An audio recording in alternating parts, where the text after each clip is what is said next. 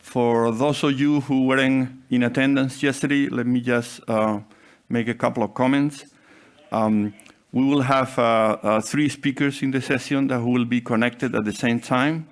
And then every attendant had the possibility to make some questions to any of the speakers on the platform by writing.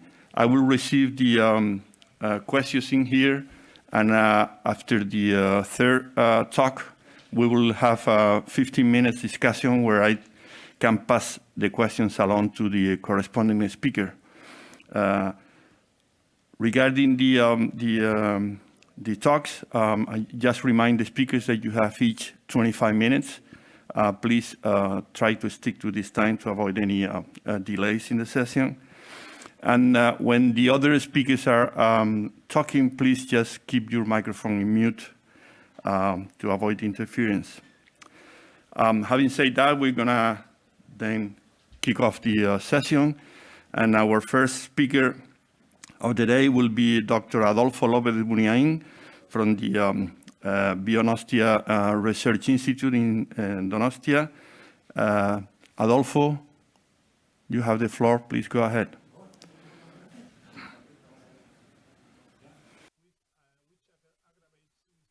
Early onset of the disease being more severe in neonatal forms and with years of evolution, as you can see in the picture. The multisystemic degeneration includes, moreover than progressive muscular weakness, atrophy, and myotonia, the clinical typical traits of myotonic dystrophy, some other traits such as cardiomyopathy, insulin resistance, cataracts, increased cancer incidence, dementia with tau protein deposits in the brain, metabolic syndrome, and premature death, being respiratory failure, and the heart arrhythmias, the most frequent cause of death. Taken together, all of these events associated to aging occur prematurely in DM1. At the molecular level, the CTG expansion in DMPK gene has several effects, with evidence that all of them participates in the pathophysiology of DM1. The CTG repeat expansion reduces the DMPK transcription, reduce also the transcription of neighboring genes like CIS1, CIS5, which contributes to some DEM traits such cataracts. And the third mechanism probably is the most important. With this mechanism, mutant DMPK transcripts accumulate in ribonuclear foci that interfere with 2 families of proteins that regulate the splicing, muscle-blind and COP, that both interferes with RNA splicing of multiple genes. Different pathogenic mechanisms, including alteration of autophagy, mitochondrial dysfunction, senescence accumulation, and telomere shortening, and genomic instability, have been associated with DM phenotypes. Most of these mechanisms have been reported in muscle satellite cells, and taken together permit us consider DM1 as a progeroid disease because it recapitulates most of the clinical hallmarks of aging. In order to characterize the underlying links between the pathogenic mechanism of DM1 and aging phenomena, we developed the following task. First, we performed transcriptomic analysis of primary fibroblasts derived from healthy donors and DM1 patients. Then we validated these results in patient-derived myoblasts and peripheral blood mononuclear cells. And finally, we validate the results in DMXXL mouse, as well as Drosophila models of the disease. And finally, we test the capacity to recover phenotype of senolytic compounds, quercetin, dasatinib, and navitoclast. So we established fibroblast culture from 7 different DM1 patients and 5 healthy donors.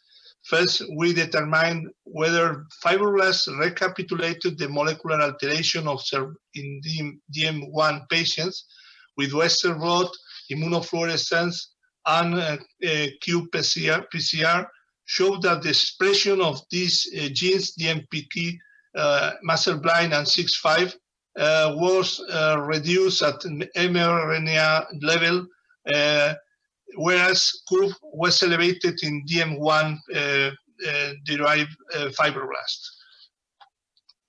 In addition, we detect the accumulation of nuclear foci and the expression of the neonatal isoform of muscle-blind 2 with inclusion of exon 7 in DM1 fibroblasts. We also saw the correlation between the severity of molecular alteration with the number of CTG expansion in the upper part of the slide and with the muscle impairment rating scale, also named Mills scale scores. These results indicate that patient-derived fibroblasts maintain the altered molecular and genetic patterns of DM1 patients.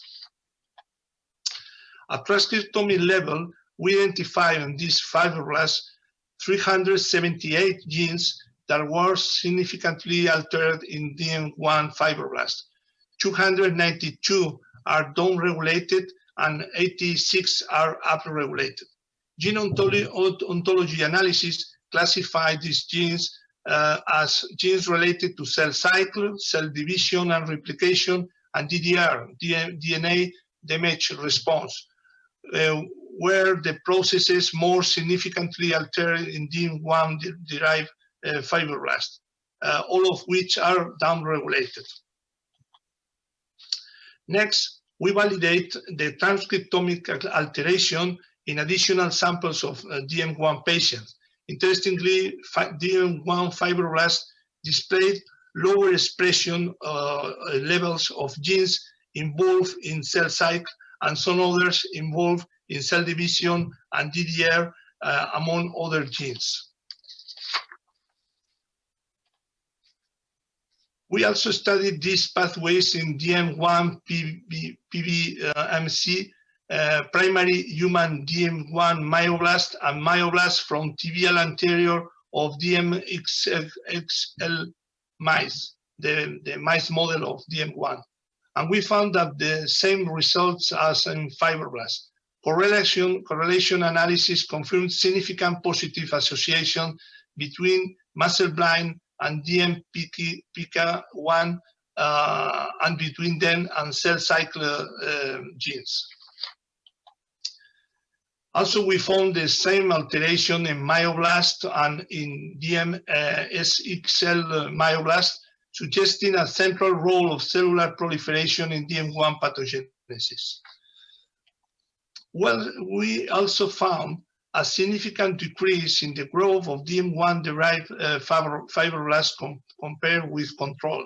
This was accompanied by a remarkable reduction of the number of cells positive for phosphohistone H3, a well-established marker of mitosis and cell division.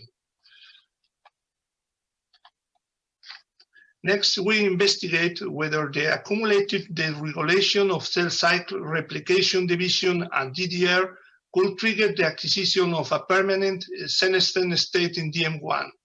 We performed a several passage protocol, which is a well-established methodology to study senescence in vitro, and counted the number of population doublings after approximately 40 passages. DM1 fibroblasts show a decreased division rate compared with control cells, and interestingly, they also require a lower number of division and passages to undergo senescence and stop dividing, and this was accompanied by the presence of higher number of senescence-associated beta-galactosidase positive DM1 fibroblasts. We studied P16, P14, P21, and P27 expression, and we found that the levels increased at late passages with higher levels of in DM1 fibroblasts than in control cells. Levels of BMI1 is a member of a polycomb family with a central role in cell proliferation through the repression of P16, P14, and P21 were also lower in DM1 cells. Then we studied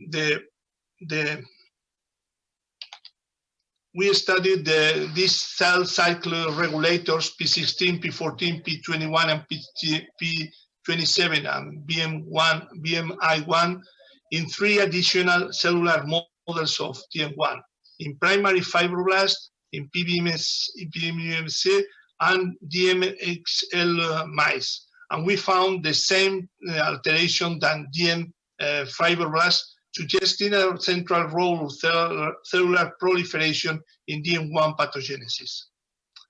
To determine whether BMI1 was involved in the reduced proliferative capacity of DM1 cells, we overexpressed it in control and in DM1 fibroblasts via lentiviral infection.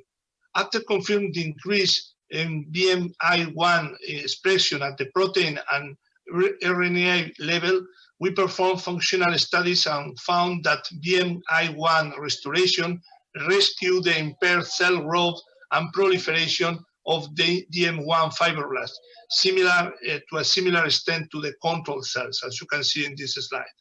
In parallel, DM1 fibroblasts overexpressing BMI1 and also a significantly reduced levels of P16, P14, P20, P21.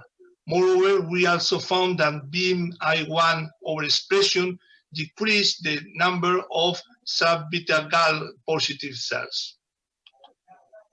Next, we analyzed the secretory profiling of DM1 cells, and we found that the main pro-inflammatory cytokines are increased more in late passages in DM1 patients, again controls, and especially interleukin-6.